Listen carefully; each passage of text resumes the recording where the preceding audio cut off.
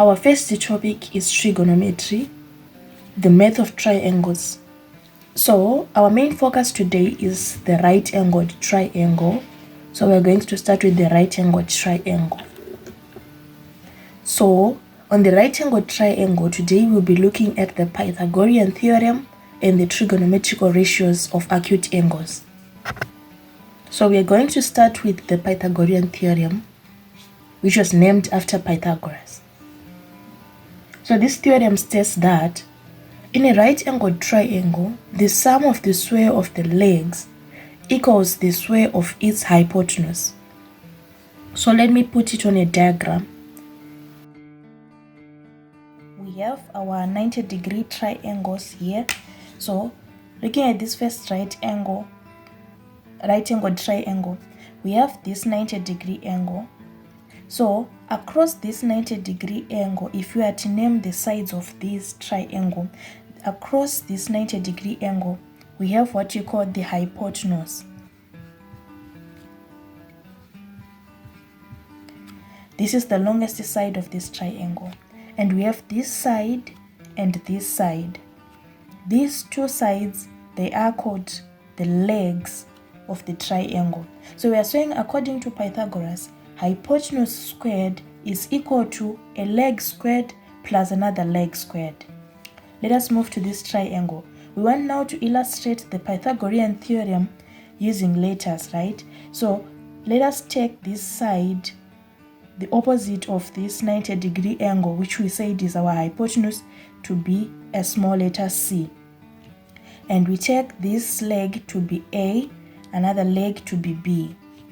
So what you're going to do is, we are going to put the Pythagorean theorem into an equation. So according to Pythagoras, we say hypotenuse squared, which is our C squared, is equal to the leg squared A squared plus another leg squared, which is B squared. So this is now our Pythagorean equation, which is C squared is equal to A squared plus B squared. So this is it in an equation. So you need to know that the hypotenuse squared is equal to a leg squared plus another leg squared. And we should be able to apply this on any question, which requires us to find a missing side given two sides. So we have our first example here. We want to apply our Pythagorean theorem. So we have this side, which is our hypotenuse. This time is denoted y. And we have our leg with 5, another leg with 12. So the first step when dealing with this question is to write the Pythagorean equation. So we said C squared is equal to A squared plus B squared. So this time our C is y, this hypotenuse. So we are saying for C, y squared is equal to, let's take our leg, the first leg to be A and this leg to be B. So we are saying for A, we write 5 squared plus B, we have 12 squared. So now, y squared is equal to 5 squared is equal to 25 plus 12 squared gives us 144. All right. So now, our y squared becomes 25 plus 144, which gives us 169. So now that we have y squared, we want to find y. We want to find the value of y. So what we do is we introduce a square root sign to both sides. So we introduce our square root sign in order to get our y. So now the square root of y squared becomes y is equal to the square root of 169 becomes 13. Is 13. So therefore our y is equal to 13. This is our answer for the example 1. Right, so moving on to example 2. So this time we are given a hypotenuse 10 and a leg which is 5, another leg which is y, and our unknown variable is y, so we are told to find the value of y. So now the first step first, so we are going to write the Pythagorean equation. C squared is equal to a squared plus b squared. Alright, so for our equation now, our C is 10. 10 squared is equal to, let's take this to be A and our Y to be B. So we are saying 5 squared plus Y squared. So this time 10 squared gives us 100 is equal to 5 squared gives us 25 plus Y squared. So we want to make y subject to a formula so that we can find the value of y. So now we take 25 to the left side of the equal sign, and once we move this 25 to the left hand side, it becomes a negative. It changes its sign. So it becomes 100 subtract 25, which is equal to y squared. So 100 subtract 25, it gives us 75. 75 is equal to y squared. And remember, we don't want y squared, we want y. So to get the value of y, we introduce our square root to both sides. So the square root of 75 is equal to the square root of y squared. So now, our square root of 75, there is no exact value for the square root, but we are going to further simplify it to its simplest form. So first, now we are writing the square root of 75 is equal to y. So now, if you remember your sets very well, we are able to break down this 75 to two products, where we are to find a perfect square in 75. So the perfect square that is in 75 is 25. So we say the square root of 25 multiplied by the square root of 3 is equal to y. We know the square root of 25 because it's a perfect square. The square root of 25 is 5 multiplied by the square root of 3 is equal to y. Square root of 3 doesn't have a square root. So we say 5 multiplied by the square root of 3, we get 5 root 3 is equal to y. So this is our value of. So now we are moving on to our next part of our trigonometry, where we'll be talking about trigonometrical ratios of acute angles. All right, maybe first to talk of the acute angle. An acute angle,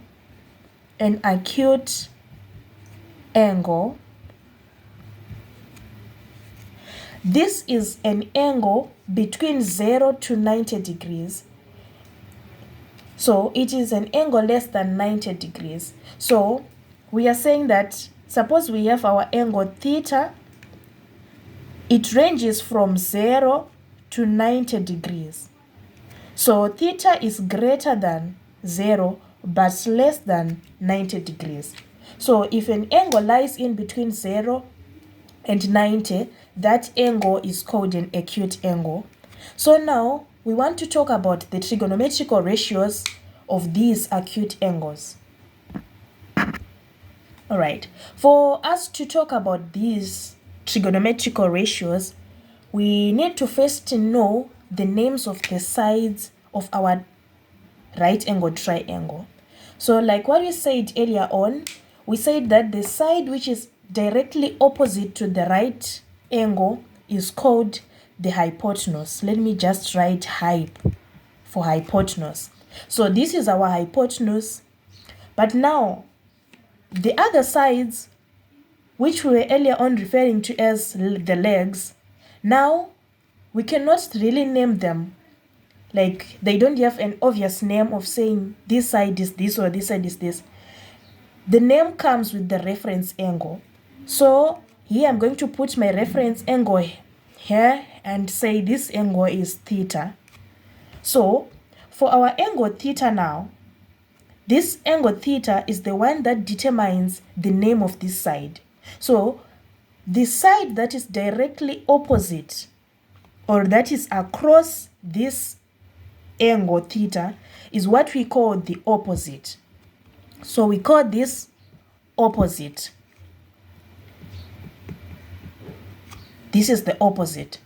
And now the angle that is adjacent to this angle theta, or now I can just tell you that the remaining side, after you named the obvious hypotenuse and the angle across your theta opposite, this side that you are left with is called the adjacent. This is the adjacent side. So this is how you name the sides of your triangle, and it is vital for you to know how to name these sides of the triangle. Now let's move to another triangle. This time I want to put my angle here. Let's take this angle to be angle A. An angle can be beta, alpha, A, any letter, depending with the question. So now we are saying I'm taking this angle to be angle A. So for angle A, the side that is opposite, to A is what we call the opposite. And obviously this longest side of our triangle is the hypotenuse. And this side, which is adjacent to our angle A, is the adjacent. So this is the structure of our triangle, of our right angle triangle. We should be able to name these sides of the triangle. There is a special way to master the trigonometrical ratios, a special abbreviation called SOHCAHTOA. So I'm going to explain this SOHCAHTOA, and if you master the SOHCAHTOA concept, you'll be able to solve any question concerning trigonometrical ratios. So for our SOHCAHTOA, we have S, O, H for the SO, C, A, H for the car, and then T, O, A for the TOA. This letter S, it stands for sine. This is for opposite. This is for hypotenuse. Our letter C is for cosine. A is for adjacent. H is for the hypotenuse. T is for tangent. O, like what we said, opposite and adjacent. So when you want to write down the ratios of these trigonometrical ratios, we say, for example, we take sine. Sine of our angle theta is equal to the opposite O. So we take O over hypotenuse. Here is A over hypotenuse. Here is O over hypotenuse. Over adjacent, sorry. So we are saying for sine theta, we have opposite over hypotenuse. Alright? So we have sine theta is equals to opposite over hypotenuse.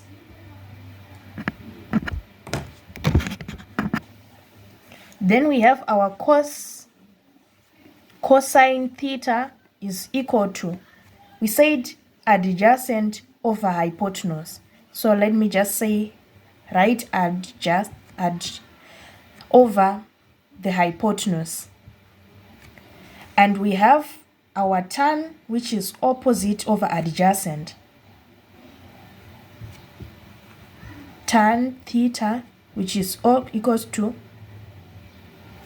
opposite over adjacent. So this is how we write, this is how we use our SOHCAHTOA concept. Our SOHCAHTOA concept. This SOHCAHTOA concept. Our first example, we are given tan A is equal to 12 over 5. Find sine A and cos A. So to tackle such a question, the first step is to draw a triangle and fill in the given variables, the given values. So we are going to draw our first triangle. So this is our triangle, our right angled triangle. On this right angled triangle, we want to put our A because we are told that there is a tan of an angle A. So we want to put an angle A on this triangle. So you can choose where to put your angle, either here or here. So I have chosen to put my A on this side. So this is my angle A. So for my angle A, we know that this is always the hypotenuse, the longest side of this triangle. And the side that is opposite to this angle A is our opposite.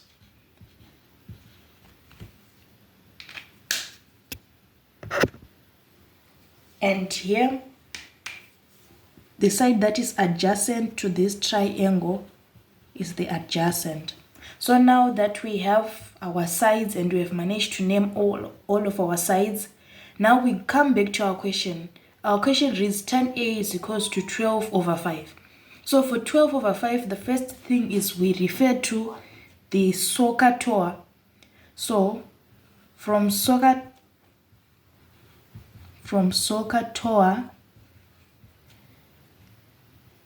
here our main focus is on the tangent ratio. So for this tan ratio, we said tan A is equal to opposite over adjacent. So it's opposite over adjacent.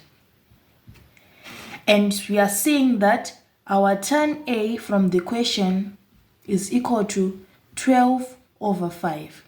So now the opposite is 12 and the adjacent is 5. So we come back to our triangle and we plug in the values. So for the opposite, we said this is our opposite, we write 12. And for the adjacent, this is our adjacent, we write 5. Let me put them in brackets so that they are clear. So now that we have this opposite side and the adjacent side, we're left with the hypotenuse side. We don't have the hypotenuse side. It is our missing side. So we just let us put the letter X for our hypotenuse. Right.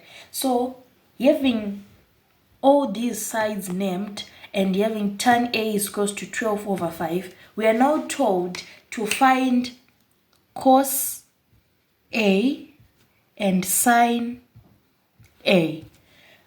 But we cannot find sine A without all these known variables, with an unknown variable x. So what we have to do is we first find the value of x. How can you find this value of x? We use our Pythagorean theorem, which says c squared is equals to a squared plus b squared. So we are going to apply that theorem to find our value of the hypotenuse. So let us work it out. So c squared is equal to a squared plus b squared. So this time our c is x squared is equals to, let's check this opposite to be a. So 12 squared plus adjacent 5 squared. So we are saying x squared is equal to 12 squared, that's 144, plus our 5 squared, that's 25. So x squared is equal to 169. We introduce our square root sign. X is equal to 13. So this is our value for the hypotenuse. Now that we have all these sides, we come back here, we write the value of the hypotenuse. we write our value of the hypotenuse, which is 13. So now that we have all the values of our sides, we can now answer our question. We are told to find cos A and sine A. So we write SOHCAHTOA. Now for cos A, to find cos A is equal to adjacent over hypotenuse. So therefore, our adjacent from this diagram, our adjacent is 5, hypotenuse is 13. So we write 5 over 13. This is the value of our cos A. And for our sinus, for our sine A, right, sine A is equal to the opposite over hypotenuse. And here our opposite is 12, hypotenuse is 13. So we are going to write, which is equal to 12 over 13. I hope this is clear. So this is how we find our sine A and our cos A given tan A. Our second question reads, if cos x is equal to 2 over 3, find sine x and tan x.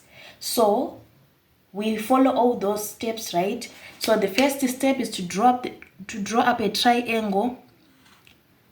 So here is our triangle. We put our 90-degree angle here. So this time I'm going to take this angle to be x. So I have my angle x, and I name my side, this longest side, hypotenuse. So the side that is opposite to our angle x, we call it opposite. And this side is obviously the adjacent. So now that we have managed to name all these sides, now we can now come back to the question, which reads cos x is equals to 2 over 3. So we write our cos x, which is equal to 2 over 3. And we know from our SOHCAHTOA that cos x is equal to adjacent over hypotenuse, because it's car. So now, which means 2 is our adjacent, 3 is our hypotenuse. So if you come back to our diagram, our adjacent here, we give it 2, and our hypotenuse, which is the longest side, we give it 3. So now there is this missing side, which is the opposite side. So we can take this missing side, the opposite side, to be letter A. So the first thing to do now is to find the value of A before trying to attempt to find the sine x and the tan x. So how can we find A? Pythagorean theorem again. So C squared is equal to A squared plus B squared. So our C is obviously the hypotenuse, which is 3 squared is equal to a side. Now let us take A to be A. So A squared as our missing variable plus 2 squared. So we see 3 squared, we get 9 is equal to A squared plus 2 squared, that's 4. So we take our 4 to the left side of the equal sign and it changes its sign. So it becomes 9 subtract 4 is equal to A squared. So 9 subtract 4, we get 5. 5 is equal to A squared. So now to find A, we introduce the square root sign both sides. So our square root of 5 is equal to A. So now we have our value of A, 5 is not a perfect square, and 5 cannot be simplified further, so we just leave it here as square root of 5 is equals to a. So we come back to our diagram, we plug in our value square root of 5 for the opposite. So now it's time to answer our question. So the first is sine x. From SOHCAHTOA, we get that sine x is equal to opposite over hypotenuse. So, which is equal to, the opposite is what? Is root 5. Root 5 over the hypotenuse is 3. This is the answer for sine x. Then, for our tan x is equal to, we know tan x is equal to the opposite over adjacent from TOA, which is equal to, the opposite is again root 5 over our adjacent, which is 2. So this is how we find our sine x and tan x given our cos x. So try some other questions. I'm also going to give you some other questions to try. If you get any challenges, you can tell me in the comment section and we can help each other. So you can try to answer these questions as practice questions, and see you on the next lesson where we'll be finding missing sides and missing angles. Thank you for watching.